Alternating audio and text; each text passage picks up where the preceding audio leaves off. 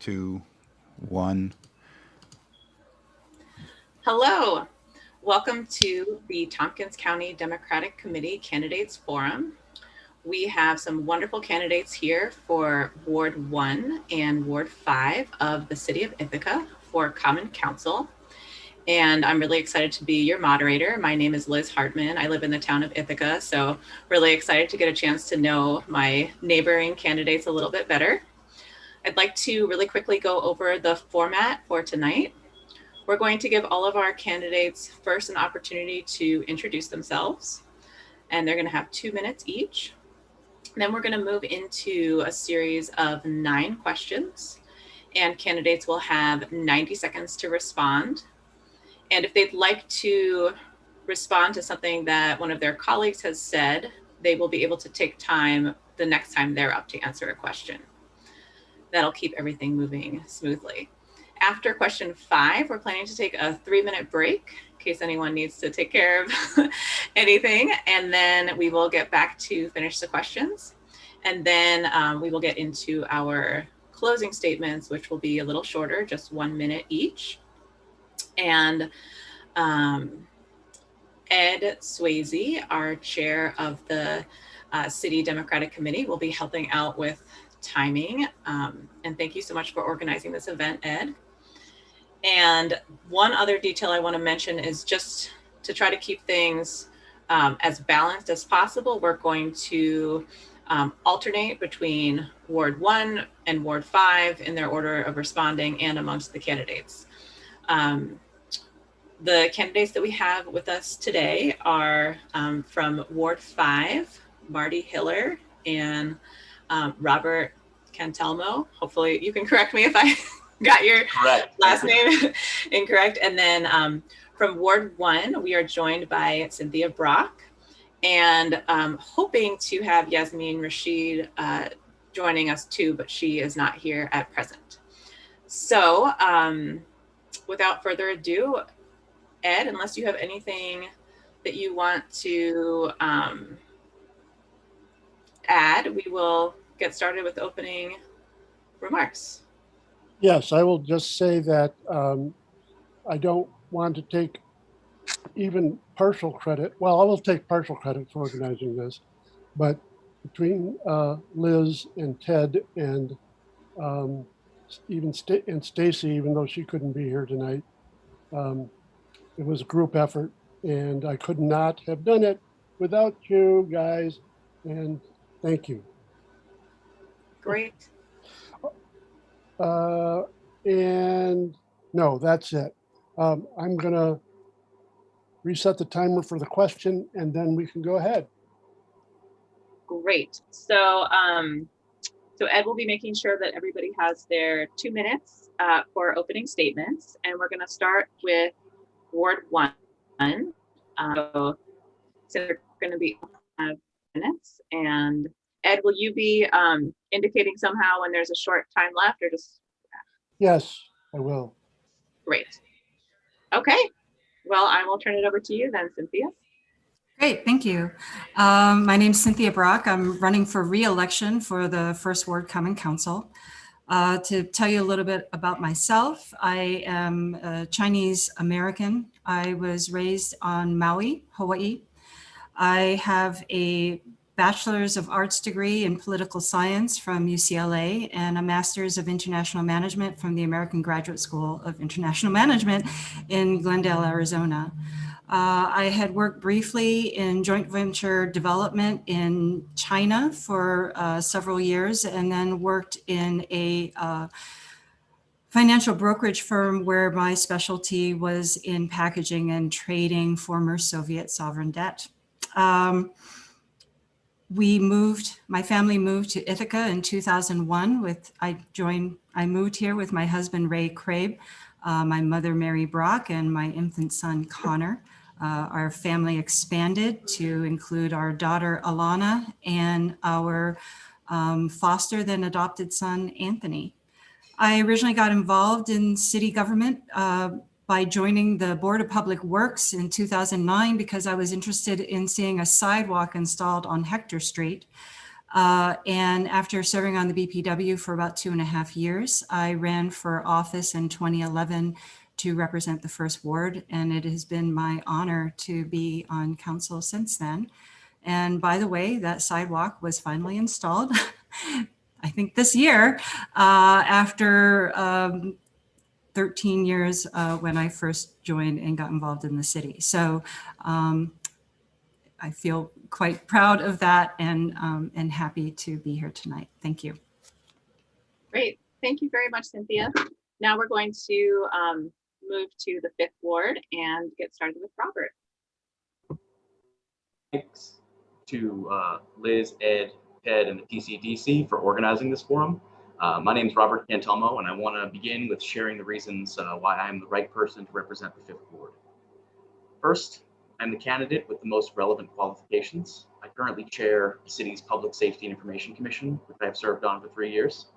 In this capacity, I have worked with council and the community at large on issues of public safety, access to information, and the commons. I also have over a decade of experience in the nonprofit sector, researching and implementing public policy programs. Second, I support evidence-based progressive policies. As a city, we must work to address social injustice while minimizing any unintended consequences that may exacerbate existing inequalities and disparities in our community. I have experience in responsive, adaptive program management, which we need to achieve our shared goals of more affordable housing, police reform, environmental sustainability through the Green New Deal, and economic recovery following COVID.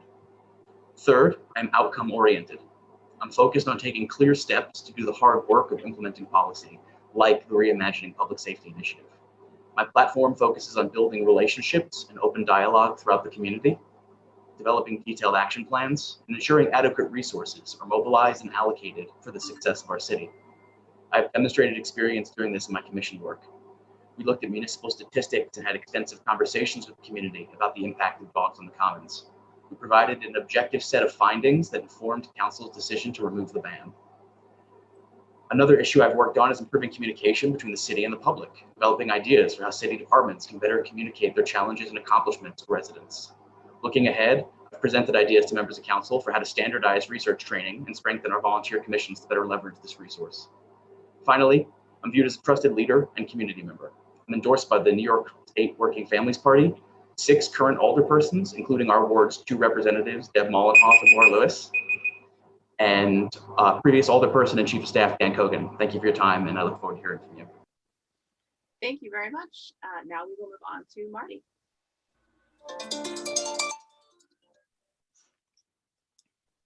Okay, hi. My name is Marty Hiller. I am the progressive choice for Ward 5, and I'm also the practical choice. Ithaca is my home. I've lived here for 18 years, the past 5 in Fall Creek, and I've raised a child here. I'm a part of this community, and I'm running for office because I care about the issues facing our local government. I want to help move our city toward a future that's sustainable, affordable, and socially just. I've demonstrated those values through my actions, and I have a proven ability to solve problems and forge agreements among diverse stakeholders. For the past 3.5 years, I've served as president of the Ithaca Community Gardens. When I started in that role, the gardens was in limbo, facing development pressure and not knowing if we'd be able to keep our land. We're now a registered tax-exempt charity and with a newly approved long-term lease and a nearly final agreement with the Carpenter Park developers that will provide us with all new infrastructure. As a scientist and engineer with a doctorate from MIT, I'm able to learn quickly, understand complex systems, and recognize and implement practical solutions. Last year, early in the shutdown, I was the first local person to share graphs showing that we'd successfully flattened the curve, and I was one of the first to advocate for universal mask wearing. I sewed masks for CMC, picked and delivered food donations, and continued to help others understand the science of the pandemic. I originally moved here to live at Eco Village, and I've been part of the local sustainability movement for many years. I helped to create Sustainable Tompkins, and I've worked with White Hawk Eco Village to get their finances and legal agreements in order. And I've also done energy retrofits on my own home here in Fall Creek and taken it off fossil fuels. I have both the experience and the commitment to move us toward our goals. Thank you. Thank you so much, Marty. We are going to now jump right into our questions. The first one, we're going to begin. Marty, you will answer first, then Robert, then Cynthia. So the question is, what do you think are the strengths and weaknesses of the county and city's plan for police reform? What should our next steps be? Okay. I really like the focus on crisis care and improving mental health services in the plan. So I think that's, one of the greatest strengths. I wouldn't say this is a weakness so much as a challenge, but it's going to be an interesting task to change the culture of the department substantially while retaining exactly the same department. There's going to be a really strong need for retraining and culture shift within the department. And I think that's a challenge that we need to overcome. As far as first steps, right now, the environment is very polarized. And I think both sides are in sort of antagonistic and defensive mode with each other and, feel unheard. And I think one of the first really important steps is going to be finding a way to depolarize the situation by listening, really carefully to both sides and looking for ways to create buy-in and to understand the motivations on the different sides so that we can bring people to a state where we're pulling together toward a shared goal instead of fighting each other. Great, thank you. Robert, you're up. Great. Yeah, so I'll also add that I've lived in the ward just as long as my opponent, and I also am raising a family here. I have 2 young boys.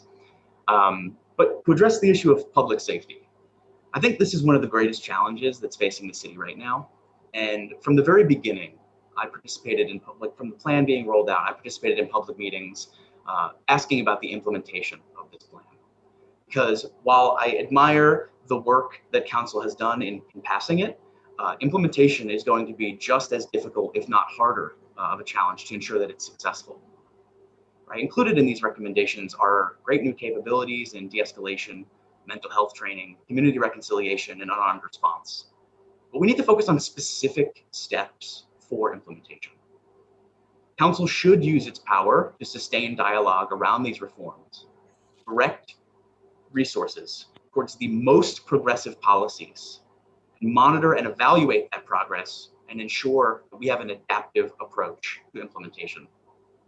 Continued dialogue with Ithacans about the reform process is vital to ensuring its success, especially when concerning those that have been historically underrepresented in the policymaking process. Furthermore, we must guarantee city resources prioritize the new capabilities in progressive public safety that we've promised to cultivate.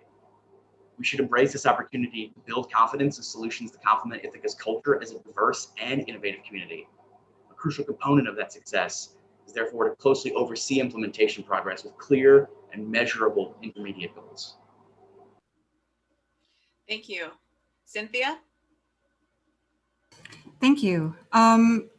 The strengths of the plan that we have going forward is the base of collaboration and partnership between the city and the county.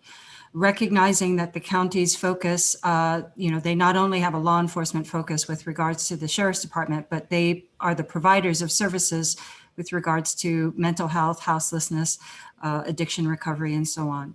And by integrating those services and those trained professionals in with the support of trained officers as needed, will go a long way towards a successful implementation. We also have a very compassionate community. I don't actually feel that it is as polarized as some of the social media or other activities would tend to imply. When I speak to constituents, when I speak to officers, when I speak to community leaders, I I hear a willingness and a desire to come together and build on the relationships that are there to overcome any differences of experience and better understand each other. So I do see that partnership as a real strength. So by having this collaboration and this commitment to move forward with the city and the county, as well as our various departments, I think is a great step forward. In terms of things that I would like to see, I would like to see a bit more additional internal processes that helps to reinforce and support the kinds of changes we hope to see within our personnel and activities. It's just sort of that constant feedback that you're on the right track.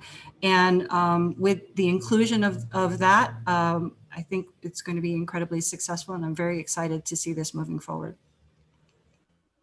Thank you, Cynthia. As I noted earlier, we will be now swapping so that we're going back and forth between which ward is answering first. So Cynthia, you're still going to be on now. You will now answer the second question first, and that is, should the city make affordable childcare a priority? If so, what is your plan to expand childcare, including after-school care? One of the things that the pandemic has revealed is the privilege that people enjoy, and those without privilege and access, how they are impacted by lack of resources and support. And childcare is definitely that among them. The city does not itself oversee the regulations pertaining to childcare, nor does it administer funding for childcare. We do have community programs through the Youth Bureau and GIAC that provides assistance, but that primary responsibility is vested in the county. I think that it is incumbent upon city elected officials to support efforts to increase funding and increase opportunities for childcare by supporting what's happening on the legislative level at the state and contributing our voice to those actions. Anna Kellis is taking the lead in some studies pertaining to this, and supporting her in those efforts are going to be important. Thank you very much. So next we will move to Robert. Great, thank you. Yeah, I agree. Childcare is a really important concern that was especially highlighted by the pandemic. Again, we have 2 boys under 2 in our house, and my wife and I really experienced the particular interruptions of, what we could do with our family in the case of this pandemic, right? Where there's still pressure to be able to, work, and you have the trade-off of taking care of the children or working. And this is an issue that, we've heard a lot about in the community. I agree with, Cynthia's point about the responsible lead at the county. I think one thing I would just add to that is there's a lot of research that's been done over the past years on utilizing collaboration between the county, potentially the city, the school district, to create some potential alternatives that could help bridge the gap in existing, the current existing gap in childcare services. I also agree that, universal childcare is a great thing that we should be able to get in New York State. And Cynthia already mentioned Anna. I mean, I really hope that Albany is able to deliver that for us, because I think it's really an essential part of being able to provide sort of equal footing for people who are in the workforce and also raising families. Thank you. Marty? Yeah, I do think I agree with, what the other folks have said about the pandemic really highlighting this issue. We had significant job loss specific to women during this pandemic, largely as a result of the school disruptions.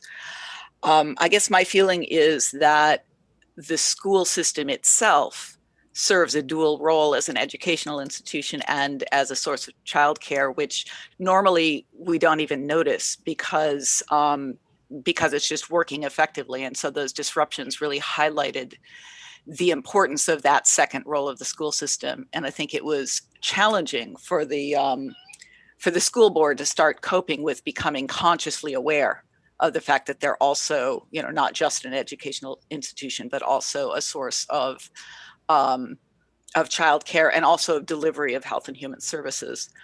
And so it seems to me that implementing affordable childcare or universal childcare should take advantage of the fact that we already have that infrastructure presence, and we just need to think of it that way and make plans to ensure that it's available even when something like a pandemic happens and the school has to readjust. Great, thank you very much. We are going to move on to our next question, which is on the topic of city administration. And Marty, you will be up first, and then Robert, and then Cynthia. And just by the way, after the break, we're gonna then switch the order of when Marty and Robert go so that Robert's not always in the middle. So just, just a little extra thing to consider. Okay, so the city of Ithaca is considering appointing a full-time city administrator to run the day-to-day operations of the city. Under this system, the mayor and the common council would be responsible for setting the policies and vision for the city, while the city administrator, who would be accountable to the mayor and council, would be responsible for direct oversight of city workforce. Would you support this change?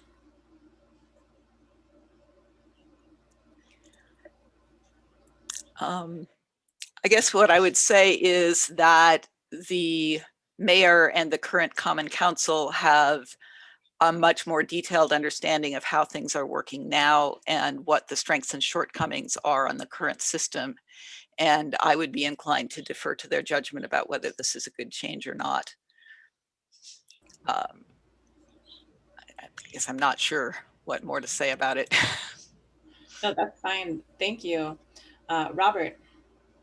Yeah, I've thought a lot about this issue. So I think that Ithaca has been really quite successful with the chief of staff position, right? I think Dan Cogan did an excellent job in that role. And I think it helped bridge the gap between, an elected council and elected mayor implementing the overall policy for the city and this prospective change on the horizon of a city manager. You could almost think about the city manager as being the institutionalization of the chief of staff role, now not one necessarily just accountable to the mayor, but accountable to council at large. You could almost also maybe envision it as sort of a board of directors at a nonprofit and a chief operating officer. And I think that there's a lot of really important but difficult work that is done among the city departments that really requires a full-time hand and a steady hand to get involved in that administration. I think we could also look to our partners in the county where they've had great success with the county administrator role. And I think, ultimately this of course will be up to Ithacans to vote on in a referendum if it gets to that stage. But I think it's a step in the right direction. And I think it really, it helps keep the governance of Ithaca in the democratic systems that we want it to be devolved to, with again, this individual being responsible to the council as a whole. Thank you. So now we'll Cynthia. Thank you. I think this is an interesting proposal, and my thoughts on this have changed over the last few years. The city is a very complex organization. We have several large departments. We have 400 employees that bump up to almost over 700 employees in the summertime. The demands on our staff and the complexity of the services that we perform are deep and broad. I am attracted to the idea of having a professional manager and administrator to oversee the various departments and their operations that would also provide some stability to the department heads. Because as your administration changes, and you have the potential of having a different mayor every 4 years, and you could see directions for the city change very dramatically at the whim of council. So to have that buffer with a professional administrator, I think would allow a higher level of professionalism within the organization and resiliency. My question then becomes, what is the role of the mayor? Is the mayor then a figurehead position sort of that moves around every year based on the determination of council, sort of how the chairperson of the legislature is appointed every year and can be different? What is that role? I think that becomes a more complex discussion and is worthy of a lot more thought. So I look forward to having this come back to the city for further examination.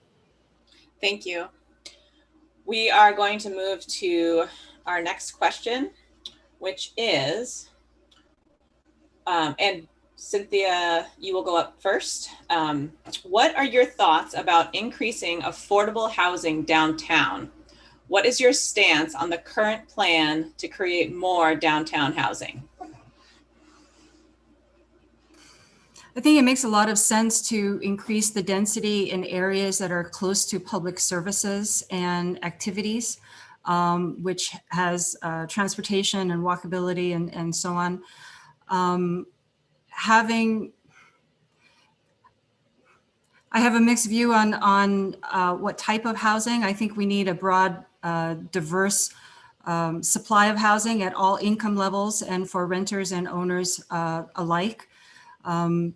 For me, our focus on affordable housing distracts us from the larger issue in my mind, which is if we don't grow our economy and grow opportunities for people to get full-time living wage benefited positions, if we rely on developing an economy where people are dependent on several gig positions to try to make ends meet, if they are not able to grow their real income from year to year or provide financial stability for themselves or their families, the fact is, no matter how much affordable housing we provide, we will never meet the need of that economy. It is just not sustainable.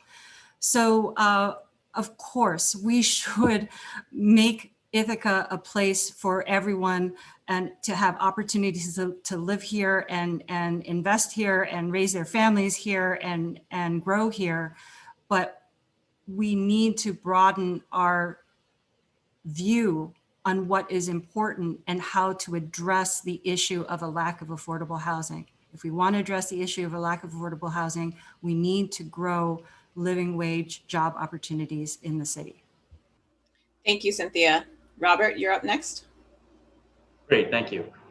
I agree that expanding the stock of housing in Ithaca is the long-term solution to our housing crisis. And without an increase in that stock, vacancy rates are not going to reach healthy levels for renters. Property taxes and property values are going to continue to go to increase at an above market rate, which puts strain on homeowners, especially those living on a fixed income, as well as retirees.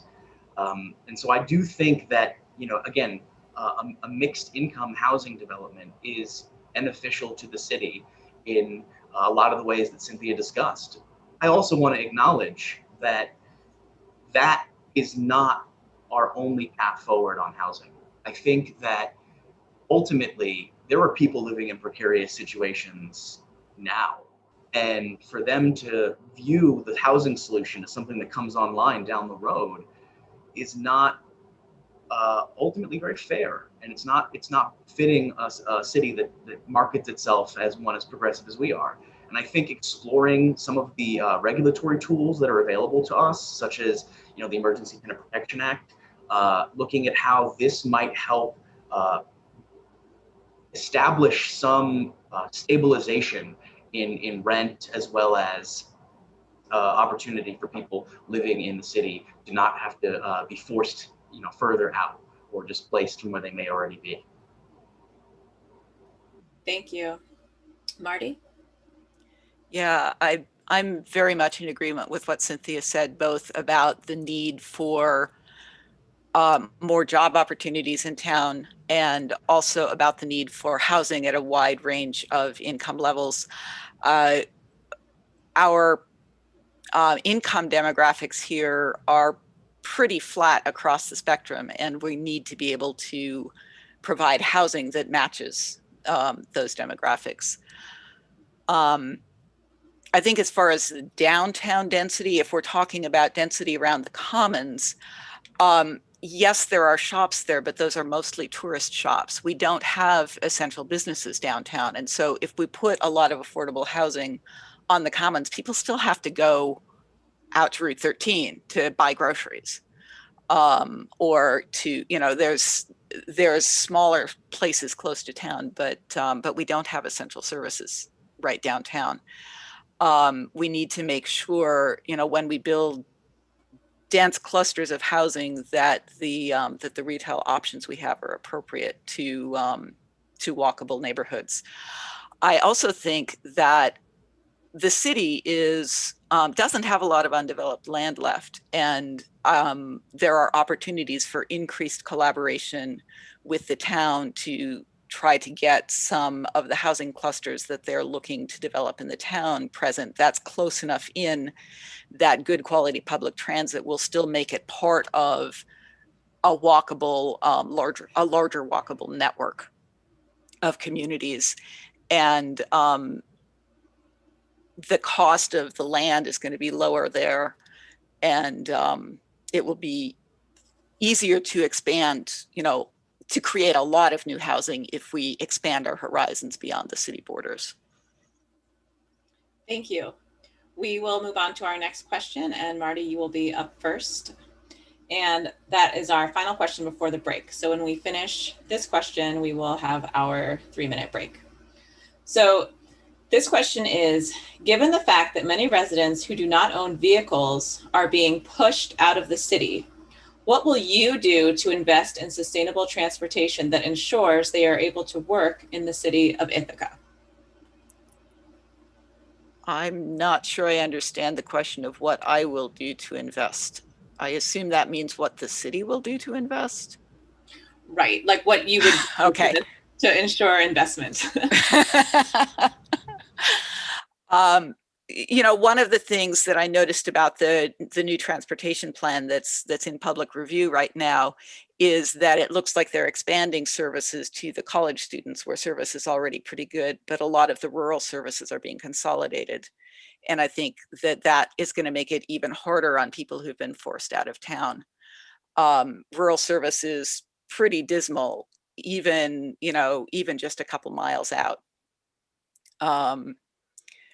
And so finding ways to improve that aspect of our public transit service, I think, is really important. And again, you know, the town has designated areas where they're trying to create housing clusters. And those are places where if we get more housing in those places, we can run a high frequency loop. Right now, one of our challenges is because we've got sprawl out there. There's a lot of not very dense housing. It's difficult to service it with public transit. Whereas if we create a dense cluster, we can service a lot of people with a relatively small amount of public transit. Thank you. Robert, you're up. Yeah, thank you. I think one of the important things, again, ties to the densification and the development clusters that do occur or that are proposed, because I do think that one of the things that we get as a benefit, not just for transportation, but it also has environmental synergies, right? Where anytime we're promoting walkability and promoting mixed use space, we're making life easier for residents as well as reducing emissions and reducing our carbon footprint, because we would want to see fewer cars on the road, ideally, right? I mean, that's not just an Ithaca trend. That's something that I think at the national level that the Biden administration is trying to push for. And so I think that relying on greater opportunities for cycling in the parts of Ithaca where that is a feasible option, right? I mean, maybe not on all the hills.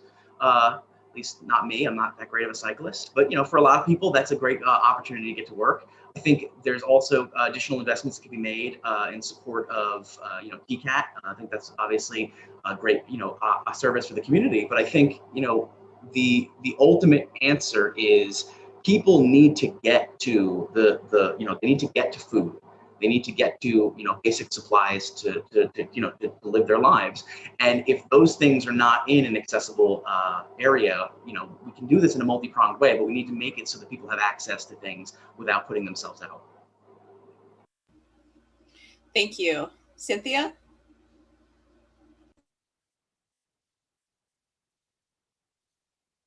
Cynthia, you're still muted.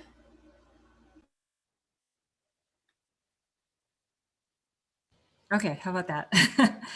Okay, this is a complex issue for sure. TCAT is owned by the city of Ithaca, the county, and Cornell. And any investment that comes needs to come with the collaboration and partnership of the three organizations in terms of investment.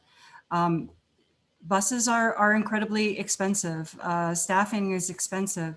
We rely on a significant amount of state and federal support to be able to provide those services. So looking for efficiencies is something that Marty indicated would serve to the benefit of being able to expand those services. As Robert mentioned, having a variety of options, whether or not it's bike trails and sidewalks. It's one of the reasons why the sidewalk on Hector was so important. When I first ran for office, I got permission to propose a recreational trail through West Hill and connect it with other easements through the town. It's sat on the capital funds application list for quite some time, but has not been able to rise to the level to where it would be invested in. But being able to provide a multitude of those services is important. There's not an easy answer to this question. And I wish I had one in terms of being able to say, yes, the city can do this to address providing additional support to residents who are not city residents any longer. Thank you. So we've now reached the end of question 5. So we're going to take a 3-minute break, and then we will come back for the remainder of our questions. And we will, Cynthia, you'll be first up, but then we'll switch. So then it will be Marty and then Robert. So got that taken care of. So 3 minutes. See you all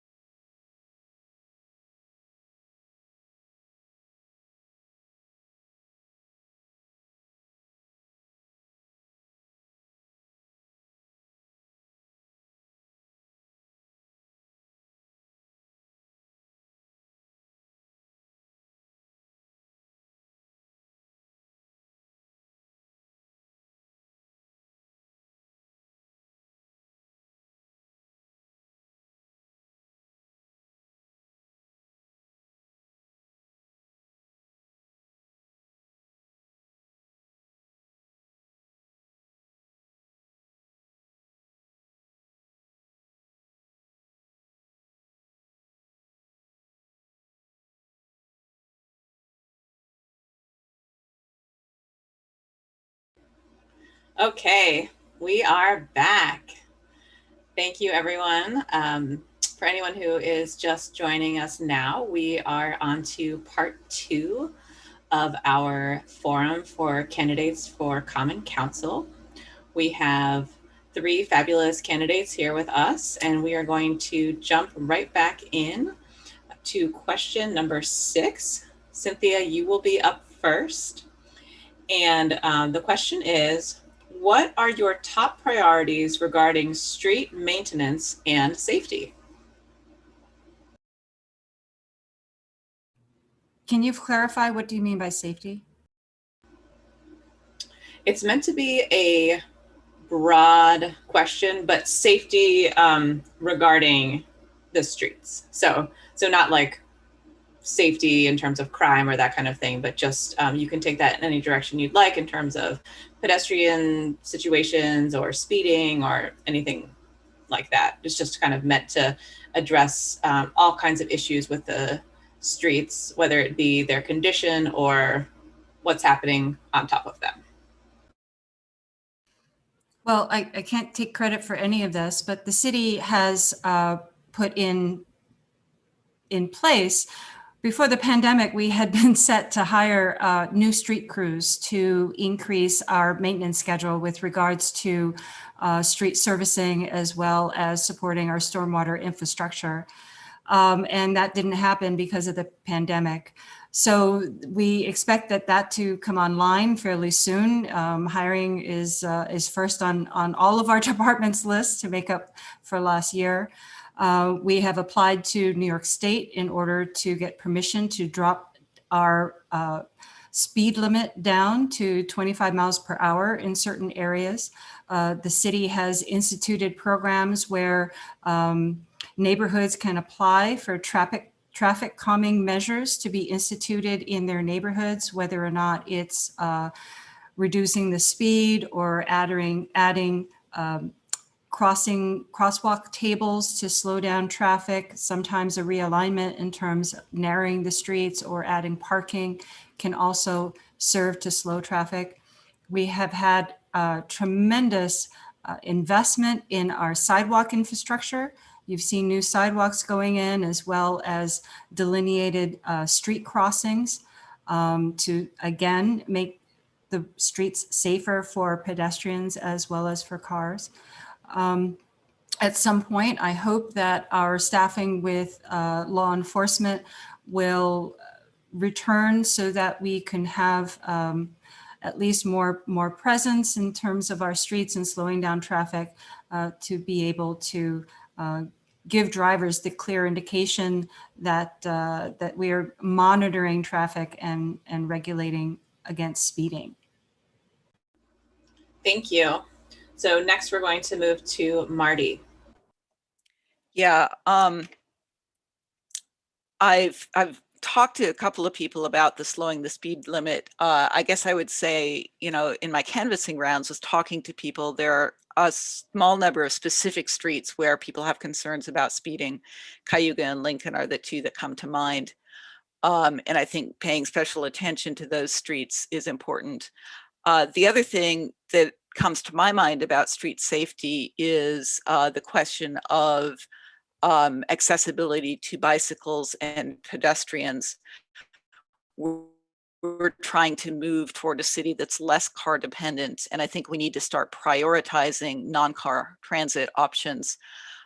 You know, really looking at what we have in the way of bicycle routes and how we can make those more convenient and safer, I think is a really important thing that we can focus on. And with the sidewalks, you know, there's sidewalk maintenance needed. There's places where sidewalks are really bumpy. At the intersections, there's places where the sidewalks are actively dangerous to people who are in wheelchairs, and that needs to be addressed. And also the winter snow removal is really pretty dismal on sidewalks right now. They become very inaccessible and in many places dangerous in bad weather. And if we want people to be walking instead of driving, we need to make it safe to walk. We need to prioritize that. Thank you. Next, Robert. Great. Thank you. So I think we're all very bike-friendly people here. So I won't belabor that point, but just reiterate that I think, yeah, we need to make it so that cyclists not only have the opportunity to commute across the city, but also feel safe to do so. To add on the traffic calming measures, you know, I've spoken to additional folks in our ward, named 2 other streets. Folks in Lynn and Aurora were a little bit interested in these measures as well, especially with maybe, you know, construction interruptions that occasionally occur where folks have to divert to deliver their kids to school. I think this is one of the important parts of governance that requires not just focusing at whole of city issues, but making sure that, you know, when elected, we're out in the community and regularly checking in with residents to hear what their micro neighborhood level concerns are, right? One street is very different from another street, depending on what you're talking about. And maintenance is vital, if maybe less glamorous of a part of city policy. It's essential work. And I think that we owe a debt to our public works crews. I'm really glad to see the work they were able to do during the pandemic, despite the budgetary constraints that Cynthia mentioned before. You know, one other thing I wanted to add on, you know, Marty just mentioned the snow removal issue. I agree, that's a big issue. You know, I actually had the opportunity to work with the Mobility and Accessibility Transportation Commission before COVID to help them design a survey that was pushed out to parts of the city to see what the appetite people might have for city involvement in maybe shouldering some of the burden of snow removal. Because, you know, yeah, those curb cuts need to be clear. People are not going to be able to get through if they can't reliably use our sidewalk infrastructure. And I think it's really important that we are making it so that Ithaca is accessible to everyone. Thank you. We're moving on to our next question, which is regarding waste reduction. And Robert, you will be up first. Plastic pollution is considered a threat to public health. Cups, bottles, utensils, and even face masks litter our streets and waterways. Food waste in landfills releases methane, a potent greenhouse gas. As a Common Council member, what will you do to promote waste reduction? So I think that one of the really essential parts of the job in this case is advocating in an intergovernmental context. I think there's all improvements that we can make to reduce, you know, waste byproduct and consumption, but sometimes it's a little frustrating that the emphasis falls onto individual responsibility when it's some of the 100 largest companies that are responsible for some of the most, you know, sort of disastrous environmental and ecological impacts when it comes to waste. So, you know, I think it's, you know, again, we want to make sure that we are, keeping our spaces kind of clean and beautiful.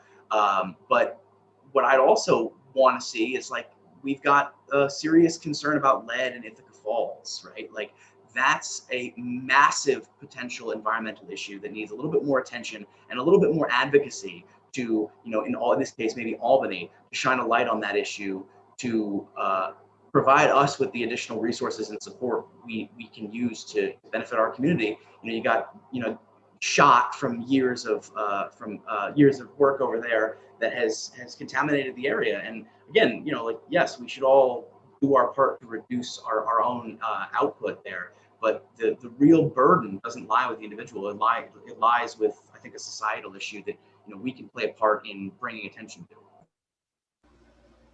Thank you. Marty? Yeah, one of the things that immediately comes to mind for me is the program that we had a few years ago where a lot of the food waste was going into composting facilities instead of going into the waste stream. And that was discontinued. My understanding is that the reason it was discontinued is because either it was not financially feasible or because it was I'm trying to remember now. Anyway, I think, you know, revisiting that and trying to understand what it would take to get that reinstated, I think would be a really useful approach to take. I am also aware that there is a potential with the methane emissions that if it's done the right way, using a digester instead of just open landfill, that you can recapture that and use it for energy. Finding ways to make that work, I think, would be a useful approach.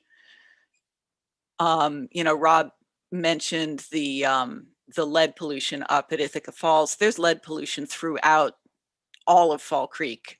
Almost all of our housing stock was built in an era when lead paint was still the norm. And so it's not just up at the falls, it's in our yards, around our houses. And addressing that problem is really challenging because it's so widespread. And there are approaches you can take, but it's, one site at a time. And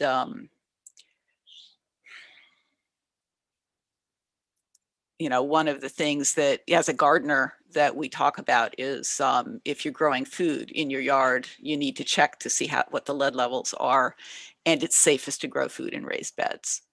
Burying the lead is, in many cases, the least expensive solution. Thank you. Cynthia? I love this question.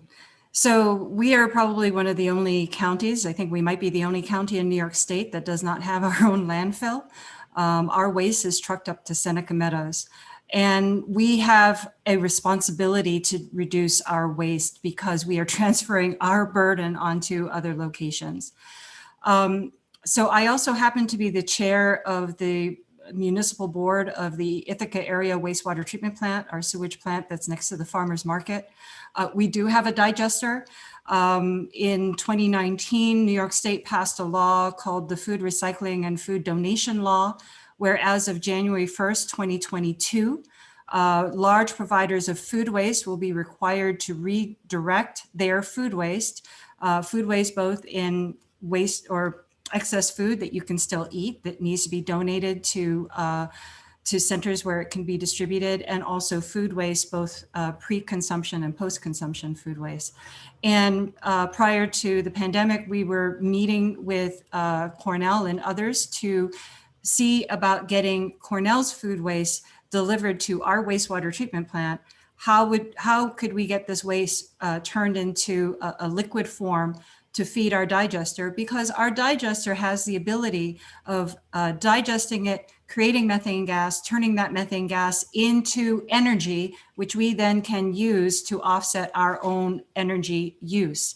And if we are able to scale this up and bring in Ithaca College, bring in agricultural uses, whether or not you're talking about dairy or chicken farms, to direct that waste into our digesters, we may in fact be a net energy producer to actually feed our local grid with clean electricity coming from food waste, right? So it's really exciting. In fact, conversations have already started back up with Cornell to try to get this started. One aspect of that discussion is to reinvigorate a conversation around pyrolysis, which would take our biosolids that come after this digestion process and basically turn it into biochar. And if we can feed that pyrolysis process with our waste, and potentially organic waste, of which plastic, believe it or not, is one, we can create energy from that also, a clean energy from plastic waste. We'd have to be careful to make sure that we remove contaminants like heavy metals and so on, but there's a lot of potential there. So these conversations are happening. There's a lot of excitement around this. I'm very much involved in these conversations, and I could talk with you for hours. So if you have any questions, give me a call. Thank you very much. So Cynthia, you are going to stay up first for our penultimate question, number 8, which is, given the Common Council's wide range of responsibilities, what priorities and focus areas do you bring as a candidate? What would be your top goals if reelected? I'm running for re-election mainly because of several projects which I know are coming forward in the next term. Most important to my ward, or at least South Hill of my ward, is going to be the rezoning of South Hill through their neighborhood plan. That will identify different areas that will have increased density and perhaps areas preserved for more family-oriented housing, low-density housing, and being a part of that and the experience of understanding zoning and mapping and understanding the desires of the residents is really important. There's a lot of development going on the West End, which is very relevant to that part of my ward. The impact on the built environment, the culture of the West End, the traffic, how it will affect all of us is something that has been an ongoing conversation. The city is going to be redistricted as a result of the 2020 census. Having been through that 10 years ago, it is important to me that when we look at how we redesign our electoral government, that we make sure that we balance the voices of year-round residents with the density of students who live in clusters and can dramatically skew the census results. So I think that requires some deep thought and understanding of redistricting, and I hope to be able to contribute to that. And then, of course, we also have the Reimagining Public Safety, the implementation of those recommendations, which were going to take several years. And I believe that my relationships with the community, with leaders of color, with the different neighborhoods, our businesses, as well as our police officers and specialists who provide social services like supporting houselessness and mental health services and addiction recovery services. Having understanding and relationships in all of those areas is going to be integral in implementing the Reimagining Public Safety Plan. Thank you. Next, Marty. Yeah, I guess I'll start with the Reimagining Public Safety. I have many years of experience with team building and with consensus and good skills when it comes to helping people understand each other and helping bring people onto the same page. And I think that's going to be a big challenge with the public safety initiative. I agree it's going to take several years and a lot of effort, and I think really close attention to the details of how it is put together in order to have it really truly be effective. I have many years of experience with sustainability, and I think our implementation of our Green New Deal again is a really big thing. In particular, the task that is up right now is the task of figuring out what we're going to do with the existing housing stock. And having done an energy retrofit, actually on 2 separate buildings, I have a good understanding of what it takes and if how disruptive it is and so on, that I can bring to bear when we're thinking about how to tackle that problem. And also just really wide-ranging knowledge of sustainability in general. My scientific and engineering skills are basically just critical thinking and clear thinking skills. And I have a practical mindset because of the engineering background. That I'm always looking for, not just what would we like to do in an ideal world, but how can we do it in the real world? And what are the steps that will get us there from here? Thank you. Robert, you're up. Great, yeah. So I would say, again, first, I think that public safety is the real challenge and opportunity for Ithaca. We have a real historic opportunity to redefine what it means for our community, and it needs careful stewardship and attention. I also think that the housing crisis that we talked about earlier needs to be a top priority for whoever is elected.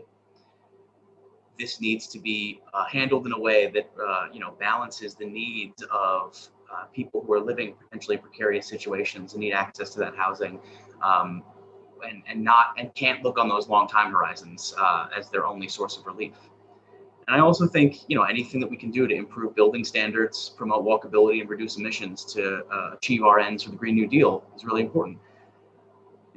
I also am a doctoral candidate. I'm a political economist by training. And as I mentioned before, I have a decade of experience in program management in the nonprofit sector.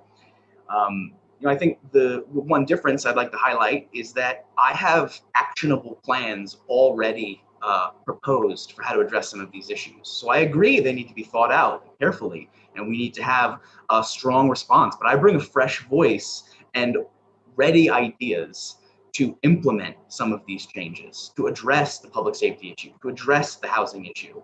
It's important to be in open conversation with people as things go forward, but you need to have an implementation plan on day zero if you want to see your ultimate policy objectives achieved. And I think that when it comes to the important issues that the city is facing, we need to be prepared to elect someone who can execute on those types of plans. Thank you. We have reached our final question. And Robert, you will be up first. And that question is, how will you ensure that you are aware of constituents' concerns? And what will your approach be to bringing those concerns to the council table? That's a very important question. Promoting a two-way dialogue between voters and public officials is something that I've always considered in my work for the city. Whether that's following up on an email that somebody has sent, raising an issue of concern to our commission, or a concerned resident coming in and wanting a separate meeting. I think some of the most effective policymaking tools is one's ability to have an earnest conversation. We don't always expect to get our way in a democracy, but what we do expect is that we're going to be listened to and treated respectfully when we're sharing our views. I believe one way we can help improve the city's ability to do this is continue to build on the city commissions, which are a relatively new innovation, but they provide a vital research and advisory function for council.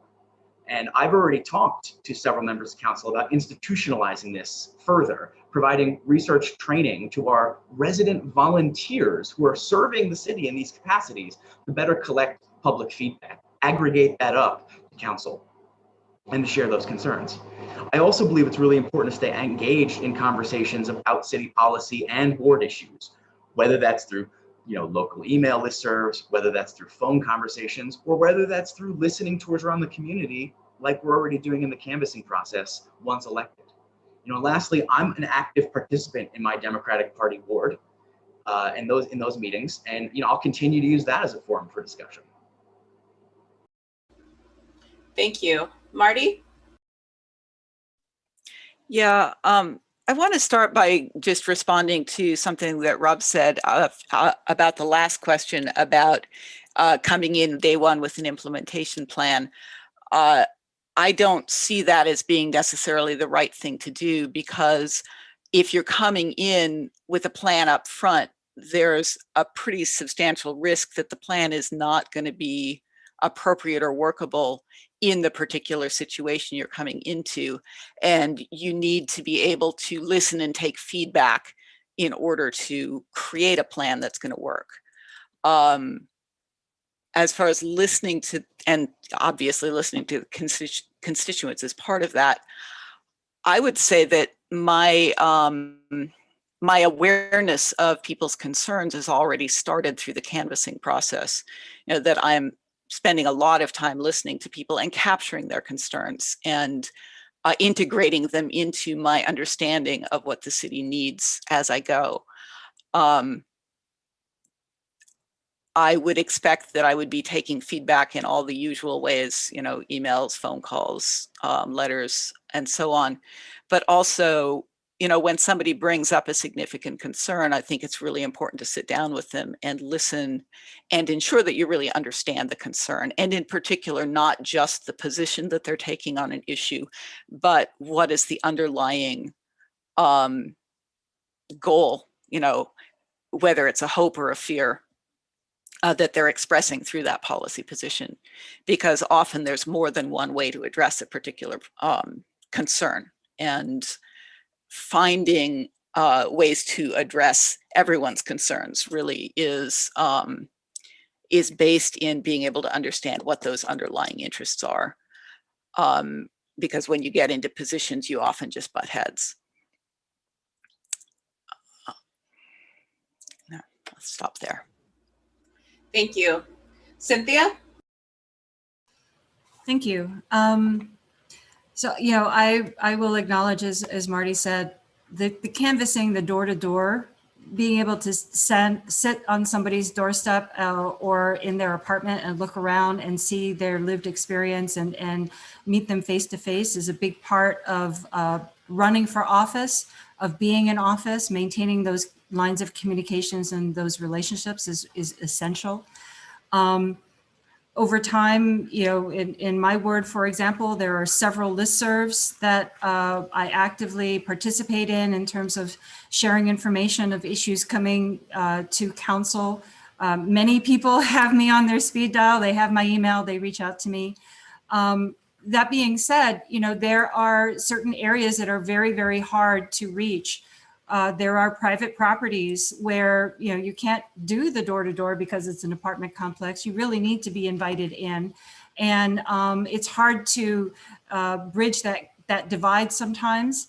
I try to build relationships with people in various communities who they themselves are leaders in that communities and recognized by their neighbors as being very active and knowledgeable. Making sure that those lines of communication are open and those people change over time as life changes. Ideally, it would be wonderful if different neighborhoods and apartment complexes had monthly meetings. Oftentimes, George and I would participate. We would bring in staff members who might be able to provide guidance on issues that are relevant to that community at that time, being able to act as that liaison and provide for those needs and sort of have your thumb on the pulse of what's going on in each individual neighborhood is really, really essential. But those systems, they wax and wane as people move in and out, as people age through the process and maybe don't have the energy. You know, it's a commitment and it takes a lot of maintenance. But if it is something that you have leaders in your neighborhood that are willing to work with you in government as well as their neighbors, it's just amazing when it comes together. And I really look forward to continuing that work and getting to know all of the residents in the First Ward. Thank you. That concludes the question and answer portion of our event. So we will now move into closing statements. Candidates will each have 1 minute for their closing statement. And we'll get started with Ward 5, and Marty will go first, and then Robert, and then we will move to Ward 1 for Cynthia. Okay. Thanks. Thank you all for taking the time to learn about your local candidates. And I hope that I've shown you tonight that I'm the best choice for this position. I've lived in Ithaca for 18 years and I love this community. I've danced in the festival parade, I've painted murals, I've been featured on the Fall Creek Garden Tour. I have a long history in community service here. And I've proven through my actions that I genuinely care about the issues facing us and that I'm a capable and effective leader. In my work for the gardens, I've handled situations that were entirely new to me, learning as I went and forging agreements among people who came to the table with conflicting goals and longstanding tensions. I've persisted through years of effort, even at times when this volunteer position was more than a full-time job. I will apply those same skills and that same persistence to my work on Common Council and move our city toward a future that's affordable and sustainable and socially just. Thank you.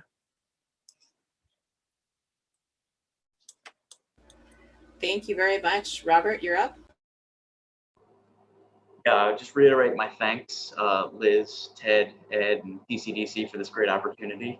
I really appreciated the ability to speak with all of you about the policy challenges facing our city and how my campaign plans to address them. I'd like to end with a brief restatement of why I'm the best person suited to represent the 5th Ward. a ward that I am a member of, full-time resident.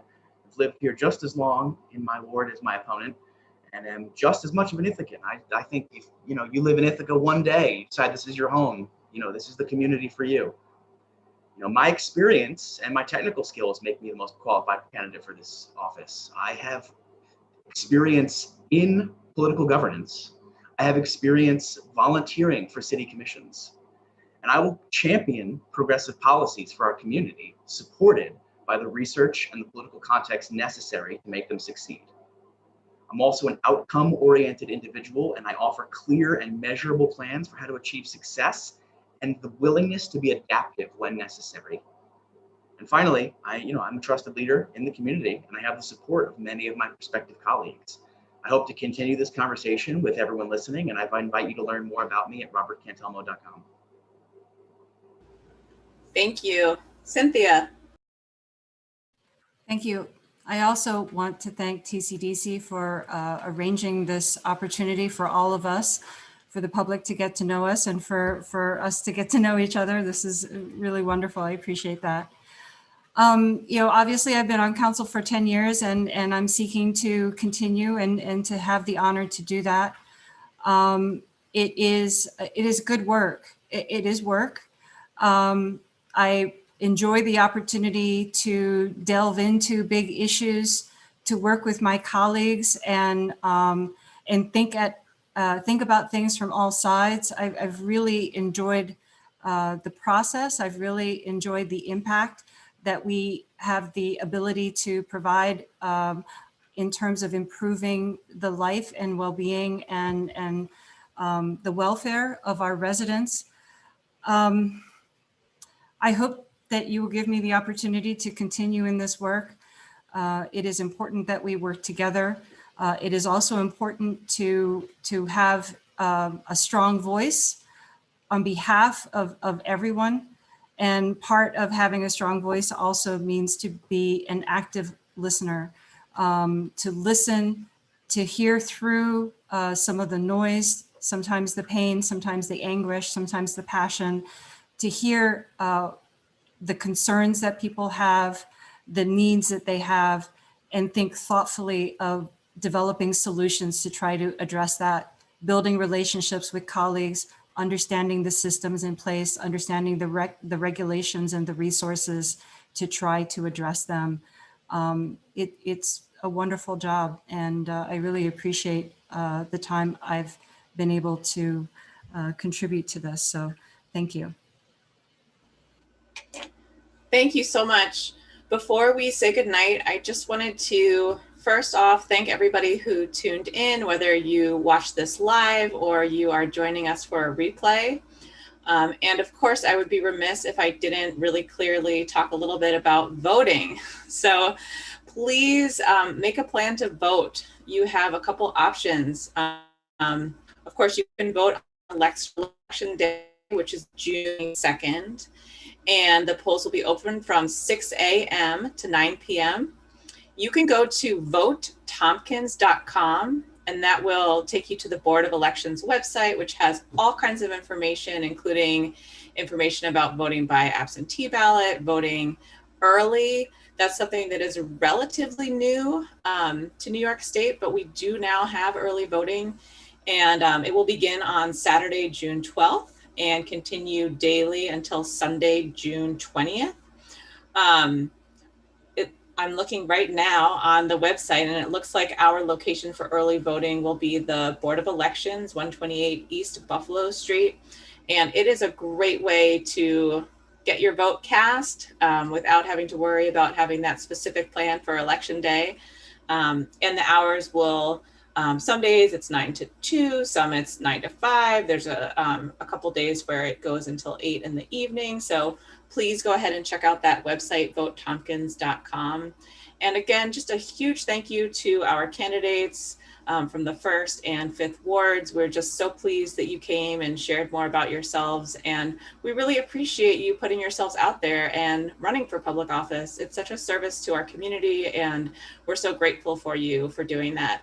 So thank you again, and I will turn it over to Ed in case you have any other things you'd like to add before we say goodnight.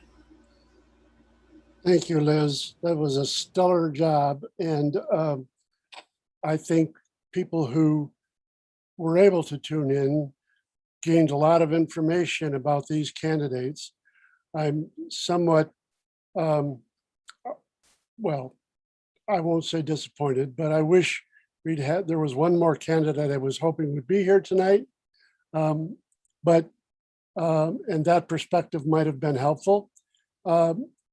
I want to thank the candidates and here I am trying to be the timekeeper, and I had two different devices going on here trying to do that. But what I found was that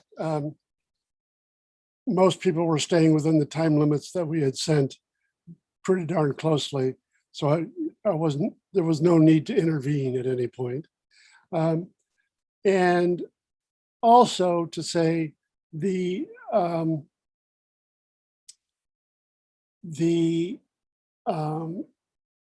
expressed goals and the knowledge of the issues that were presented here were astounding. And I would be happy to work with any of you on City Council and the Tompkins County Democratic Committee and the City Democratic Committee. So thank you again.